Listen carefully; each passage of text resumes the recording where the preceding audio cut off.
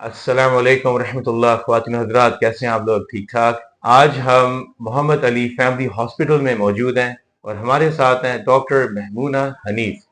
She is a specialist, a gynaecologist, और ये हमारी बहुत बड़ी बात है कि इन्होंने अपने कीमती वक्त में से वक्त निकाला है सिर्फ आपके लिए।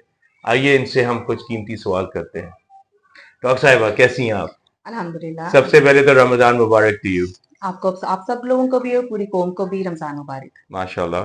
डॉक्टर साहिबा, ये जो बाबरकत खूबसूरत महीना है रहमतों वाला, इसमें रहमतें तो बरसती ही बरसती हैं, मगर कुछ ऐसी भी मसले साथ में बरसते हैं जो हमारी अपनी तरफ से, अपनी कोताहियों की वजह से होते हैं। गायनिकोलॉजिस्ट के हवाले से, गायनी के हवाले से आपके पास जो पेशेंट्स आते हैं, क्या ऐसे प्रॉब्लम्स हैं जो ये लोग कॉमन लेके आते हैं और आप सोचती हैं कि काश मैं इनको अच्छे तरीके से ब्रीफ कर सकूं और ये मसला हमारे मुआशरे से हल हो? क्या कॉमन प्रॉब्लम्स हैं जो ये लोग लेके आते हैं? जी, पहले तो मैं अपना तारुफ करवाती हूँ। मेरा नाम डॉक्टर मैमुना हनीफ है। मैं कंसल्टेंट गायनोकोलॉजिस्ट हूँ। मैं असिस्टेंट प्रोफेसर रही हूँ टीचिंग हॉस्पिटल गुजरांवाला में, और इस वक्त मैं पाकिस्तान मेडिकल एसोसिएशन गुजरांवाला की सीनियर वाइस प्रेसिडेंट भी हूँ। माशाल्लाह, अच्छा, माशाल्लाह, अब माशाल्लाह। ये है कि मैं आपके अब सवाल की तरफ आती हूँ बिस्मिल्लाह। कि हमारे पास जो अक्सर हामला औरतें आती हैं, और हामला औरतें स्पेशली जब रमजान में आती हैं तो सबसे ज्यादा इसी सवाल के साथ आती हैं कि हम रोजा रख सकते हैं या नहीं रख सकते। हम्म। अब ऐसा है कि रोजा एक मुकम्मल तौर पे मजहबी फरीजा है, और मेरा तमाम हामला औरतों को यही मशवरा होता है कि हामला औरतों के लिए मस्जिद में भी, इस्लाम में भी, कुरान मजीद के अंदर भी वाज़ेह तौर पे लिखा गया है कि हामला औरतें रोजे रमजान के बाद, या जब उनका हमल मुकम्मल हो जाए उसके बाद रख सकती हैं। तो ऐसी औरतें जो बिल्कुल हमल के शुरू के महीनों में है या हमल के आखिरी महीनों में है, उनको खुराक की ज्यादा जरूरत होती है। उन्हें, मेरा ख्याल है कि उनको इस ये आसानी जो अल्लाह ने दी हुई है वो लेनी चाहिए, और उनको रोजे अगर उनको मुश्किल हो रही है, भूख ज्यादा महसूस हो रही है, चक्कर आ रहे हैं, खून की कमी है उनको, और वो बाद में रोजे रख लें। अभी वो रोजे जो है ना वो ना रखें, और अपनी खुराक अच्छी रखें, और उसको रोजे को बाद में रख लें। बिल्कुल ठीक। अच्छा डॉक्टर साहिबा, ये जो एक बड़ा कॉमन सा क्वेश्चन होता है कि कौन सी खुराक मुझे लेनी चाहिए प्रेगनेंसी के दौरान और कौन सी खुराक से मुझे अवॉइड करना चाहिए, इसके बारे में जरा प्लीज हमें थोड़ा सा गाइड करें। अच्छा, हमल वाली औरतों को एक सिंपल सी मेरी एक फार्मूला होता है कि मैं उन्हें कहती हूँ, आपने दूध, अंडा, गोश्त, फल, रोटी, गंदुम की, ये खानी है। वाह। और एक मुकम्मल सी डाइट होती है, इसके अंदर दूध, दही का इस्तेमाल, अंडा एक खा सकते हैं। जैसे बहुत सी मिथ्स होती हैं कि अंडा गर्म होता है प्रेगनेंसी में। अंडा बिल्कुल भी गर्म नहीं होता प्रेगनेंसी में। ये बहुत बहुत अच्छी डाइट है, और प्रोटीन का एक बहुत बड़ा जरिया है। अंडा प्रेगनेंसी के अंदर जरूर लेना चाहिए। इस तरह अच्छा। गोश्त या चिकन, अच्छा। हफ्ते में कम से कम 4 दफा गोश्त और इसके अलावा चिकन का इस्तेमाल भी किया जा सकता है। इसके साथ फल, फल एक जरूर एक दिन के अंदर एक फल का इस्तेमाल जरूर करना चाहिए। इसके अलावा कुछ सलाद जो दोपहर खाने के साथ हो जाए, जो उनको जरूरी विटामिन प्रोवाइड करता है। और आखिर में पानी। पानी जिस्म को प्रेगनेंसी के अंदर आम हालात में ज्यादा पानी की मिकदार चाहिए होती है, तो तकरीबन 8 से 12 गिलास पानी का अच्छा, इस्तेमाल जरूर 8 करना से चाहिए। 12 ग्लास। आई थिंक हम लोग तो यहाँ एवरेज कितना कंज्यूम कर रहे कम होते हैं? सिर्फ 3 या 4 ग्लास। अमूमन जैसे पेशेंट्स को मैं कहती हूँ कि अगर आप गिने, अब तो पेशेंट कहता है अच्छा नहीं मैं पी रहा हूँ, लेकिन जब वो गिनते हैं तो ज्यादातर 3 से 5 ग्लास, इससे ज्यादा नहीं पी रहे होते, और वो उनकी अच्छा। बॉडी की जो जरूरियात है उनको पूरा नहीं करती। और फिर पेशेंट मसले मसाइल के साथ, अच्छा। कब्ज के साथ, मैदे के मसले के साथ, उल्टियों के साथ जो है हमारे पास आते हैं। तो ये जो ज्यादातर प्रेगनेंसी में लोग जंक फूड खाना शुरू कर देते हैं, वो अपनी सारी क्रेविंग्स को पूरा कर रहे होते हैं, और शोहर जो होते हैं वो खुशी के मारे उनके लिए केएफसी और मैकडॉनल्ड्स और शॉर्मास और पिज़्ज़ास और दुनिया की सारी चीजें ला रहे होते हैं। ऐसा करना चाहिए, नहीं करना अच्छा, चाहिए? ये एक बहुत बड़ा अलमिया है हमारे हमारी सोसाइटी का, कि जो जंक फूड बहुत ज्यादा आम हो गया हुआ है।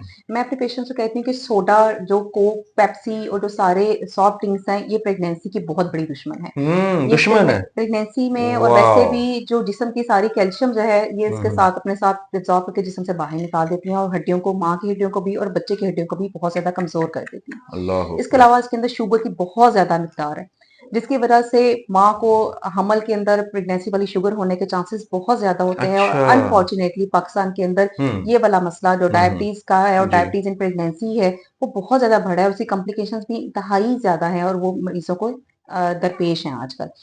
अब ये है कि पेशेंट जो हम्म बहुत ज़्यादा आदत होती है, उनको एकदम से छोड़ना मुश्किल होता है। इसलिए ग्रेजुअली मेरी इनको एडवाइस होती है कि एटलीस्ट ये है कि कम से कम जो है हर रोज़ या हर दूसरे दिन खा रहे होते हैं, पेशेंट कहती हैं आप ऐसा करें कि आप 15 दिन के बाद 1 दफ़ा दोपहर में लें। और फिर हम्म ग्रेजुअली इस ड्यूरेशन को बढ़ाते जाते हैं और फिर फाइनली हमने कहते हैं कि बस अब इसको छोड़ दें।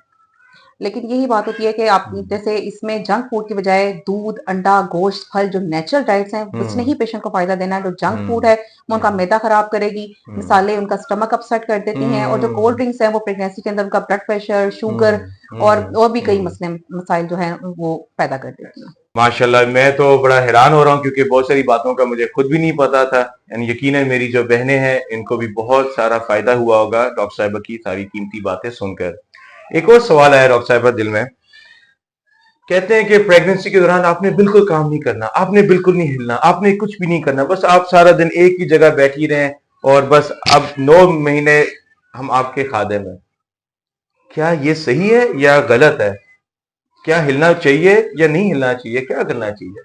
अच्छा, ये भी एक बहुत ना क्वेश्चन है, एक वो सवाल है जो आम पेशेंट्स भी हमसे आके करते हैं। हम्म अगर तो प्रेगनेंसी बिल्कुल नॉर्मल है, हम्म उसमें किसी किस्म की कॉम्प्लिकेशन नहीं है हम्म और ऑलमोस्ट 70% प्रेगनेंसीज़ ऐसी ही होती हैं जो मुकम्मल तौर पे नॉर्मल प्रेगनेंसीज़ होती हैं, इसमें हम्म किसी किस्म की कॉम्प्लिकेशन नहीं होती।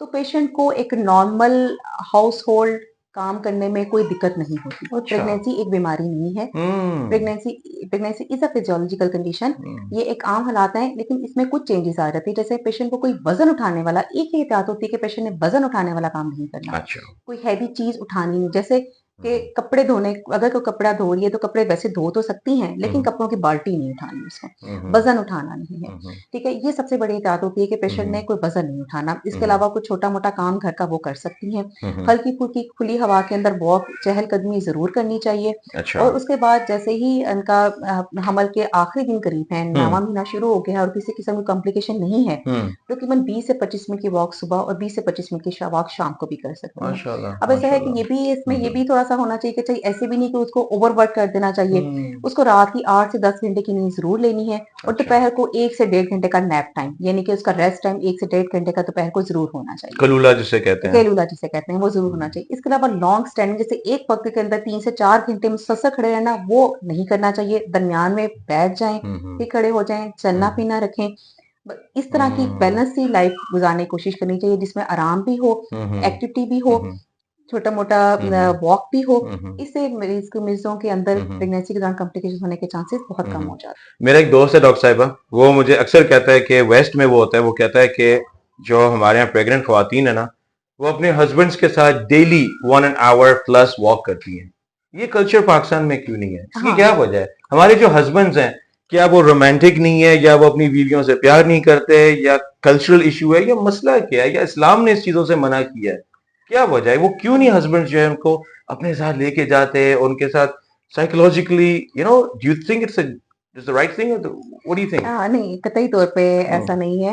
हम्म इस्लाम में तो बल्कि मियाँ-बीवी को साथ रहे बैठने और एक-दूसरे के साथ अच्छी बात करने पे बहुत ज़्यादा सवाब भी है। बस ये माशाल्लाह। थोड़ा-सा कल्चरल इश्यू ही है कि अच्छा। हमारे अंदर सोशल और कल्चरल इश्यू ही है कि यहाँ पे हम्म थोड़ा-सा ऑड समझते हैं लोग मियाँ-बीवी का इकट्ठे निकलना या फिर उनका इकट्ठे चलना, अच्छा। लेकिन ऐसा नहीं है। अच्छा। ये एक बहुत अच्छी आदत है प्रेगनेंसी के दौरान और इसके अलावा भी हम्म वॉक करनी डेली 40 टू 45 मिनट की जो एक वॉक है, वो हम्म इंसान को बहुत तंदुरुस्त हम्म रखती है, बहुत सी बीमारियों से बचाती है। स्पेशली अपने हस्बैंड के साथ। अ, बिल्कुल ऐसे ही हम्म, और ये बिल्कुल एक वॉक वैसे भी सेल्फ स्ट्रेस रिलीविंग चीज़ है। इससे माशाल्लाह। जो ज़हनी दबाव है वो दूर होता है और प्रेगनेंसी के दौरान भी वॉक से एक तो जिस्मानी सेहत होती है, दूसरा हम्म ज़हनी दबाव भी कम होता है। माशाल्लाह। अब ये है कि वॉक हमें यहाँ पे गुजरांवाला में या पाकिस्तान ये कि बहुत ज़्यादा हमारे रूरल एरियाज़ हैं, जी। गलियाँ तंग हैं और हम्म शायद कुछ सिक्योरिटी इश्यूज़ भी होते हैं। ओके। जिसकी वजह से शायद वो तंग हम्म गलियाँ, सोशल इश्यूज़, कल्चरल इश्यूज़ उसकी हम्म वजह से एक वहाँ हो सकती है। बाकी गवर्नमेंट थोड़ा-सा पार्क बढ़ा दे, थोड़ी-सी यस। सैर की जगह बढ़ा हम्म दें, सिक्योरिटी बेहतर हो जाए तो मेरा ख्याल है लोगों का ऐसा-ऐसा कल्चर भी बेहतर हो जाएगा और लोग इसकी तरफ ज़्यादा आएँगे। बहुत बहुत शुक्रिया, आपने बहुत अच्छी बात की है। Thank you very much. ये तो डॉक्टर साहिबा ने जो बातें बताई हैं, उम्मीद है कि हम सब मिलकर अपने मुआशरे को बेहतर बनाएंगे। जो हस्बैंड्स हैं वो पूरा साथ देंगे तो ही मुआशरा जो है वो एक हेल्दी और एक बेहतरीन मेंटली स्ट्रांग मुआशरा बनेगा। दोनों को मिलकर चलना होगा। जज़ाकल्लाह, हमें इजाजत दीजिए।